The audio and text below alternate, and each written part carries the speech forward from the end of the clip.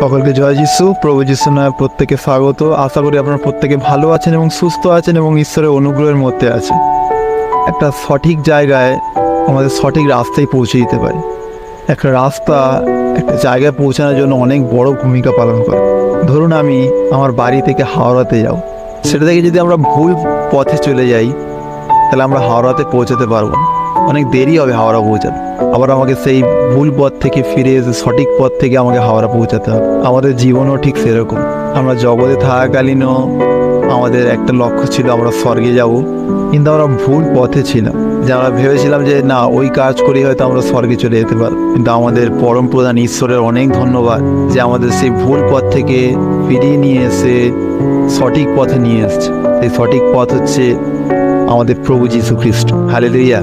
যীশু খ্রিস্টতে থেকে আমরা আমাদের উদ্দেশ্য সেই স্বর্গ, সেই স্বর্গে আমরা পৌঁছাতে পারি। এবং ঈশ্বরের বাক্য বলে, যিশু তাকে বললেন, আমিই পথ, আমিই সত্য এবং আমিই জীবন। আমাকে ছাড়া কেউ পিতার কাছে যেতে পারে না। তো প্রভু যীশু খ্রিস্ট হচ্ছে সেই পথ, এবং সেই পথের মধ্যে যদি থাকি আমরা, তবেই আমরা ঈশ্বরের সম্মুখে উপস্থিত হতে পারবো। সেখানে শুধু পথের বিষয়ে বলা নেই, সেখানে বলা আছে যে তিনি সত্য এবং তিনি জীবন। তো আপনি আমি যখন প্রভু যীশু খ্রিস্টকে জানি, তার পথে আমরা আছি, তো শুধু সেই তার পথে থাকলে হবে না, তার যে সত্যতা আছে সেই সত্যটাও আমাদের মধ্যে নিয়ে আসতে হবে।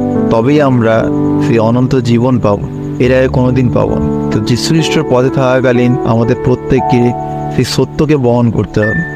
সেই সত্য হচ্ছে স্বয়ং প্রভু যীশু খ্রিস্ট। তো জগতে থাকাকালীন যা যা ভুল করেছি আমরা, সেখান থেকে ঈশ্বর যখন ক্ষমা করে তার পথে আমাদেরকে নিয়ে এসছে, একটাই উদ্দেশ্য, যাতে আমরা স্বর্গরাজ্যে তার সঙ্গে আনন্দ করতে পারি। এই জন্য অবশ্যই চেষ্টা করবো আমরা প্রত্যেকে সত্যকে বহন করার। সত্য হচ্ছে স্বয়ং প্রভু যীশু খ্রিস্ট। হালেলুয়া।